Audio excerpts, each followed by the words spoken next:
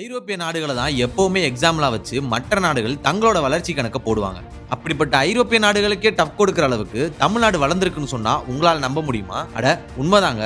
2021 திமுக அரசு ஆட்சிக்கு வந்ததிலிருந்து பாமர மக்களுக்கு தேவையான நலத்திட்டங்களை செயல்படுத்துவதில் தீவிரம் காட்டி வருகிறது. இதனால் ஏழைகள் வாழ்க்கையில் மிகப்பெரிய மாற்றம் ஏற்பட்டு வளர்ச்சி பெற்றிருக்காங்க. இதை நிதி ஆயோக் ஆய்வு வெளியிட்ட அறிக்கையில் இந்தியாவிலேயே வறுமை ஒழிப்புல தமிழ்நாடு தான் நம்பர் 1ல இருக்கிறதா குறிப்பிட்டிருக்காங்க. மற்ற மாநிலங்களை ஒப்பிடும்போது தமிழ்நாட்டில் தான் வறுமை கோட்டிற்கு கீழே உள்ள மக்களின் எண்ணிக்கை 2.20% இருக்கு.